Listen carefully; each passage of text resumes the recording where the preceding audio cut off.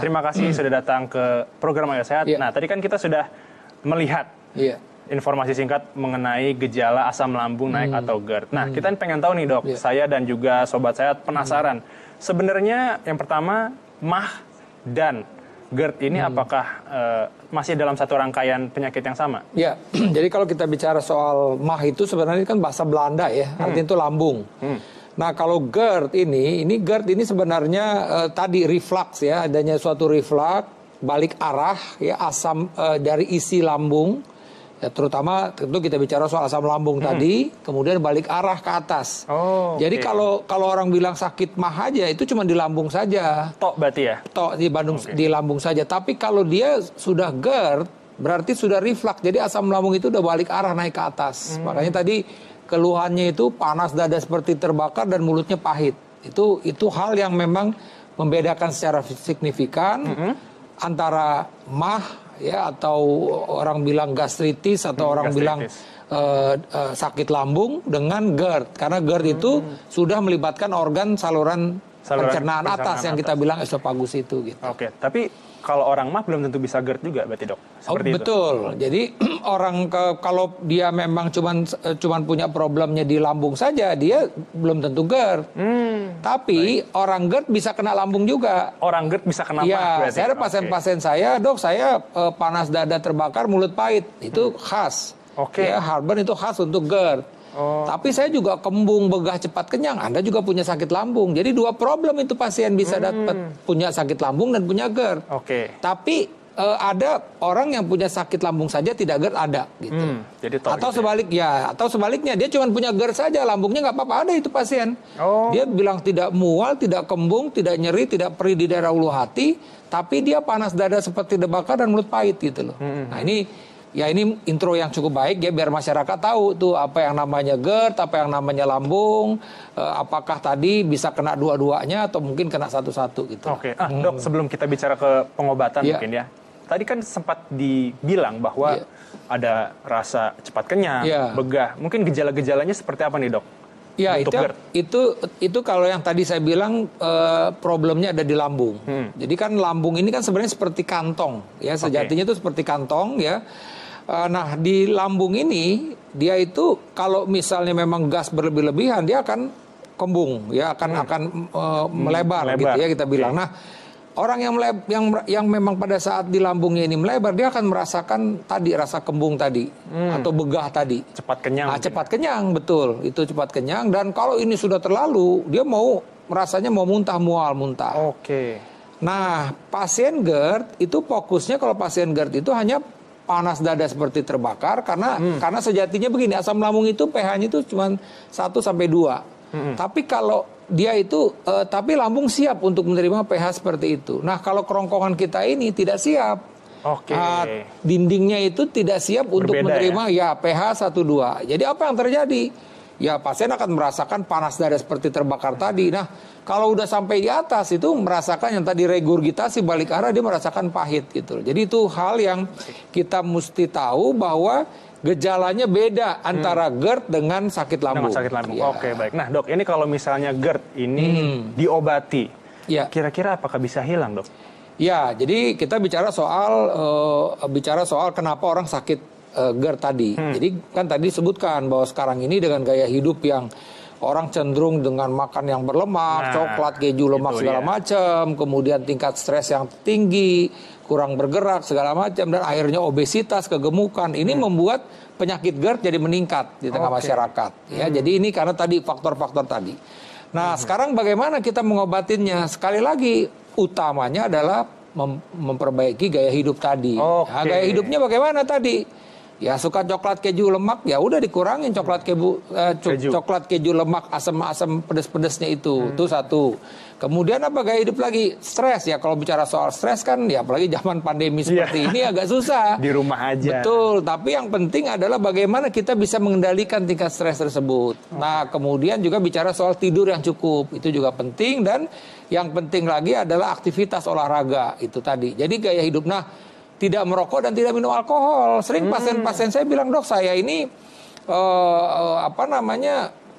susah kalau nggak stop rokok. Ya susah Pak, saya bilang justru rokok ini akan memperburuk keadaan. Ya, pertanyaan kan, rokok diisap masuk ke paru-paru? Tidak, ternyata kan ada juga masuk ke lambung.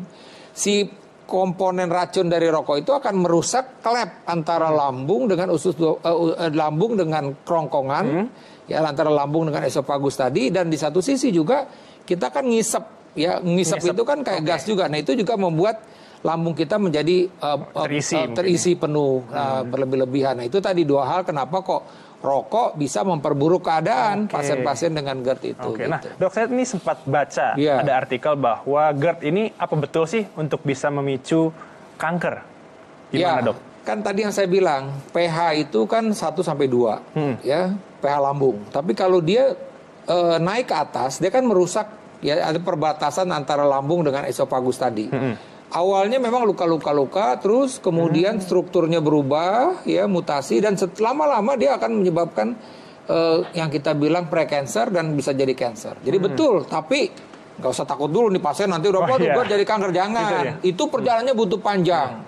Apabila Anda memang GERD, gaya hidup tidak dijaga, makannya masih sembarangan, masih rokok, alkohol, gemuknya juga nggak bisa dikontrol, nah itu bisa seperti itu. Tapi in the future jauh panjang. Cuman memang apakah bisa saya bilang. Tapi itu panjang ceritanya. Jadi oleh karena nggak langsung berarti ya, Dok ya. Panjang sekali butuh waktu karena tadi ada tahapan-tahapannya, dia mulai dari rusak luka dulu sampai kemudian mutasi. Sampai terjadi mutasi, terjadi yang kita bilang pre-cancer sampai dengan cancer, dan panjang perjalanannya. Oke, nah sobat sehat, tadi dokter juga menjelaskan bahwa ada beberapa makanan yang sekiranya harus dihindari ya, Dok. Betul, Nah, betul. Tapi nanti kita akan jelaskan bersama Profesor Dr. Ari usai jeda, tetap di Ayo Sehat.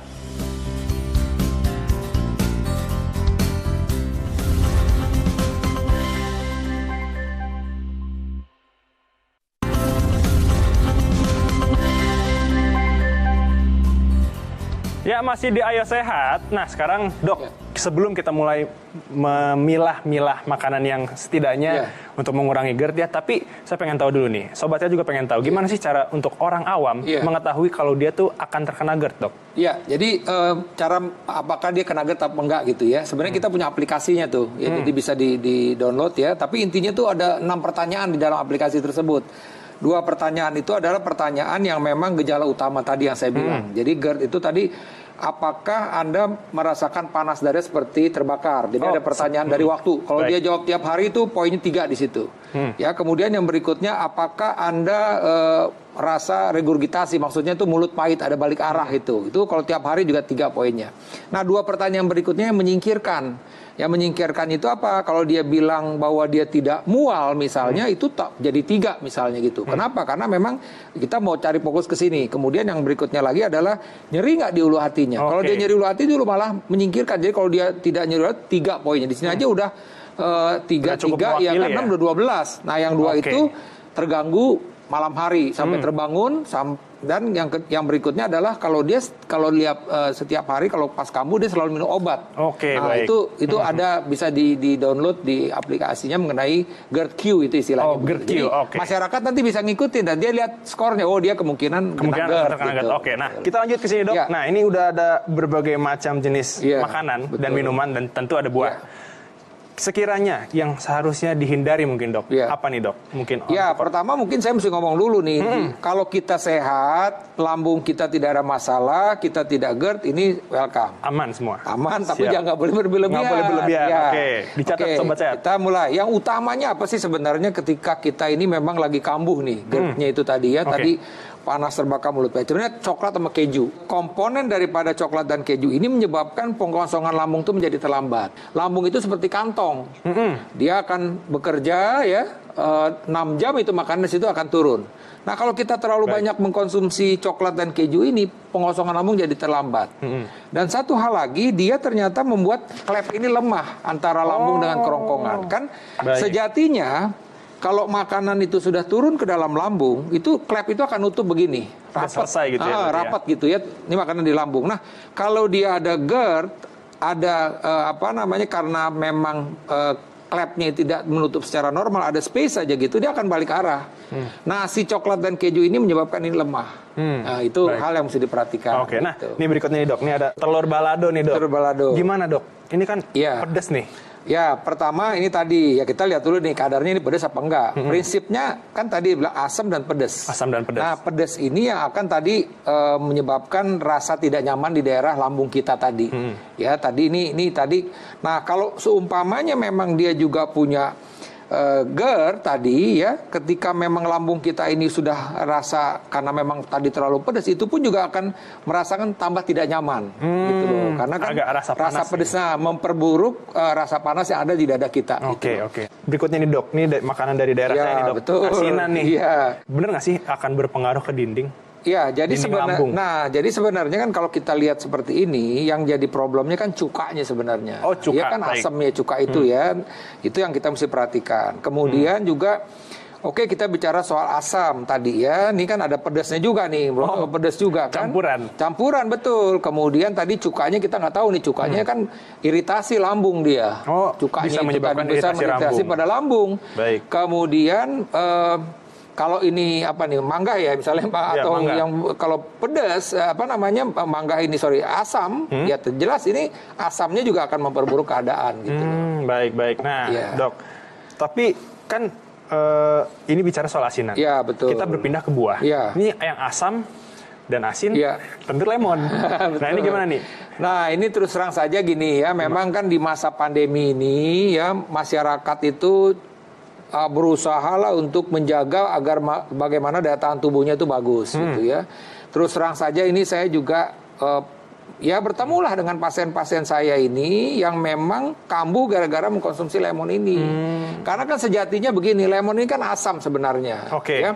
Kalau memang pasien-pasien ini memang ada luka ya di dalam lambungnya, luka itu tentu asam itu kontak dengan luka akan memperburuk keadaan.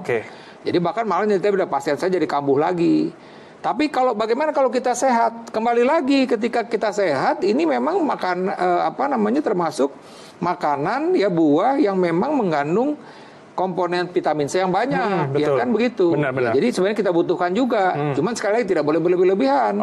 Baik, mungkin satu hari satu potong, satu buah mungkin ya? Iya, saya gini ya. Oke, kalau memang ini mau kan kadang-kadang dibikin iris ya. Nah, itu diiris, silakan misalnya seperti kayak infus water silakan. Tapi kalau kita sehat sekali lagi, kalau kita mempunyai masalah di lambung, karena isunya tuh sering, justru orang sakit lambung minum ini malah baik. Hati-hati. Iya benar. Kalau kebetulan lambung kita itu lagi luka, jadi problem. Nah, sekarang kan gini, kalau kita bicara soal lambung itu dua sebenarnya.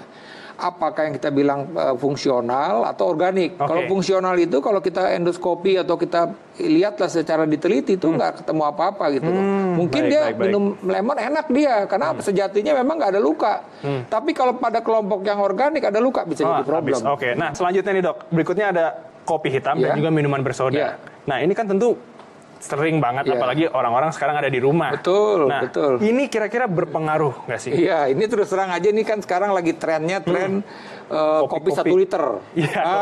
Jadi kan ada free 1 liter. Nah, saya sampaikan kopi ini ada komponen yang bilang kafein. Kafein. Ini kafein ini akan meningkatkan produksi asam lambung. Jadi kalau ini kita pertama nih kalau dia terlalu acid kan ada kopi yang acid itu directly juga bisa menyebabkan kerusakan langsung di lambung. Tapi di satu sisi komponen dari kafeinnya akan menginjus produksi asam lambung. Jadi sekali lagi kita mesti hati-hati pada pasien-pasien yang memang asam lambungnya tinggi, baik itu hanya di lambung atau tadi misalnya GERD, memang tidak dianjurkan untuk minum kopi. Gitu. Begitu juga dengan air bersoda. Nah, kalau soda ini lebih banyak ke sodanya sendiri. Jadi sodanya ini kan gas, ya kan dia kan kalau dia punya lambung kan dia kembung begah, ya kan. Tentu setelah dia minum yang bergas ini akan menambah jumlah gas yang berlebih. Terima kasih Profesor Dr. Ari untuk semua penjelasannya. Semoga sobat sehat tentunya bisa mengurangi ya agar tidak terlalu berlebih. Tapi usai sudah perjumpaan kita di program Ayo Sehat hari ini, tetap saksikan program Ayo Sehat setiap hari Senin hingga hari Jumat pukul 10.30 waktu Indonesia bagian Barat hanya di Kompas TV independen terpercaya. Saya Agin Fridianto bersama Prof. Dr. Ari pamit undur diri, tetap jaga protokol kesehatan, tetap jaga kesehatan